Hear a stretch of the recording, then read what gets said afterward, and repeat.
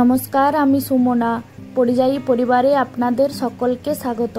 আশা করি আপনারা সকলে খুব ভালো আছেন। আজ আমি বানাচ্ছি স্পঞ্জের মতো নরম এগলেস সুইস রোল। এটা বানানোর জন্য কোনো কড়াই বা ওভেনের প্রয়োজন নেই, ডিরেক্টলি প্যানেই বানানো যেতে পারে। আর বানাতে ম্যাক্সিমাম 10 থেকে 15 মিনিটই টাইম লাগবে। তো চলুন রেসিপিটা শুরু করা যাক। কেক বানানোর জন্য আমি প্রথমে এখানে নিচ্ছি 2 টেবিল স্পুন দই। যে দই আমরা ডেলি ইউজ করি সেই দই নিলেই হবে। আর তার সাথেই নিলাম 2 টেবিল চামচ সাদা তেল আর 4 টেবিল চামচ গুঁড়ো করা চিনি। এই তিনটে জিনিসকে খুব ভালোভাবে মিশিয়ে নিয়ে এরকম ক্রিমি বানিয়ে নেব। এবার এখানে মেশাচ্ছি ভ্যানিলা এসেন্স। আপনারা চাইলে যে কোনো ফ্লেভারই অ্যাড করতে পারেন। এই ক্রিমে ভ্যানিলা এসেন্স মেশানোর পর দিয়ে দিচ্ছি হাফ কাপ ময়দা, হাফ টিস্পুন বেকিং পাউডার, একটুখানি বেকিং সোডা আর 1 চিমটে লবণ। আর এই সমস্ত ড্রাই ইনগ্রিডিয়েন্টসগুলোকে একটা ছাঁকনির সাহায্যে খুব ভালোভাবে চেলে নিচ্ছি, যাতে একটাও লাম্পস না থাকে।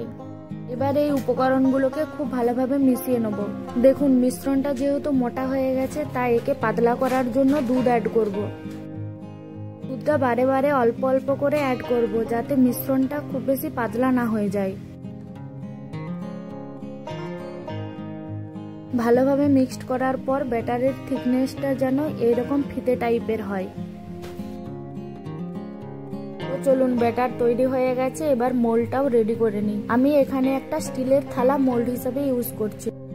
এই কেকটা ডাইরেক্ট ফ্রাইং প্যানেও বানিয়ে নেওয়া যেতে পারে, তবে তলটা মোটা হতে হবে। এছাড়াও বাড়িতে যদি কোনো লোহার তাওয়া থাকে, তার উপরেও ফ্রাইং প্যানটা দিয়ে কেকটা বেক করা যেতে পারে। নিচে একটা বাটার পেপার লাগিয়ে পুরো ব্যাটারটাই থালাতে নিয়ে নিলাম। ব্যাটারের কনসিস্টেন্সি দেখুন এইরকম থাকবে, যেন পুরো থালাটায় ব্যাটারটা সমানভাবে স্প্রেড হয়ে যায়। একটা ফ্রাইং প্যানকে লো হিটে গরম করে মোলটা দিয়ে ঢাকা দিয়ে দিলাম। আর ঢাকনার ওপর এই ফুটোটাকেও একটা কাগজ দিয়ে বন্ধ করে দিলাম। এবার এটাকে মিডিয়াম ফ্লেমে 10 থেকে 15 মিনিটের জন্য বেক হতে দেবো। 15 মিনিট পর দেখুন কেকটা খুব সুন্দর ফুলে উঠেছে আর প্রপার বেকও হয়ে গেছে। এবার একে ডিমোল্ড করে একটা প্লেটে নিয়ে নেব। খেয়াল রাখবেন কেকটা গরম গরমেই কিন্তু রোল করে নিতে হবে। গ্যাস থেকে নামানোর পর রোল করা পর্যন্ত কাজগুলো একটু তাড়াতাড়ি করে নিতে হবে, যাতে কেকটা ঠান্ডা না হয়ে যায়।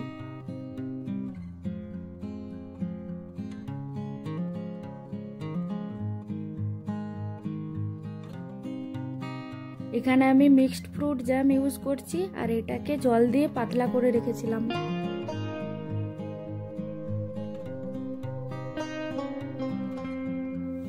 কেকের উপর জ্যামের একটা ভালো করে লেয়ার দিয়ে দেবো। মিক্সড ফ্রুট ছাড়াও আপনারা যে কোনো ফ্লেভারের জ্যাম বা ক্রিম ইউজ করতে পারেন। আমার কাছে ক্রিমও ছিল, তাই জ্যামের উপর একটুখানি ক্রিমের লেয়ার দিয়ে দিচ্ছি। এবার এটাকে রোল করে নিতে হবে। ভয় পাবেন না, ভেঙে গেলেও ক্ষতি নেই। ব্যাস রোল করতে থাকুন। ভেঙে গেলেও টাইট করে র্যাপ করবেন। ফ্রিজ থেকে বের করার পর দেখবেন রোলের শেপ নিয়ে নিয়েছে।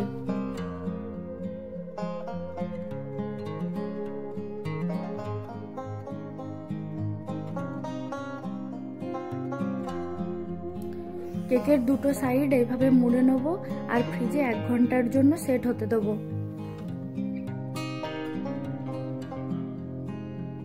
1 ঘন্টা পর কেকটা ফ্রিজ থেকে বের করে নিয়ে এলাম। আনর্যাপ করার পর দেখুন কেকটা রোলের শেপ নিয়ে নিয়েছে।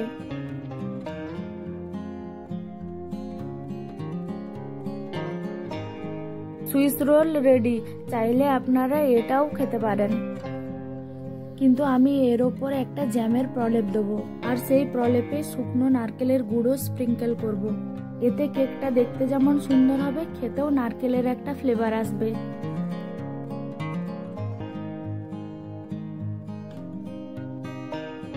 একটা প্লেটে কিছুটা শুকনো নারকেল নিয়ে নিয়েছি, আর কেকটাকেও এর ওপর রোল করে নিচ্ছি।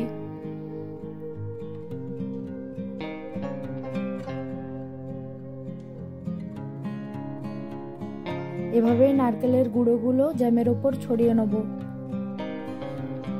ব্যাস, এটা নারকেলে কোট করার পর আমাদের সুইস রোল তৈরি হয়ে গেছে। এবার এটাকে স্লাইস করে কেটে সার্ভ করব। যদি আপনাদের মনে হয় আমার এই রেসিপিটা আপনাদের জন্য ইউজফুল, তাহলে প্লিজ ভিডিওটা লাইক করে দেবেন আর চ্যানেলটা সাবস্ক্রাইব করে দেবেন। সকলে ভালো থাকবেন, সুস্থ থাকবেন, সাবধানে থাকবেন। দেখা হবে নেক্সট একটা ব্লগে।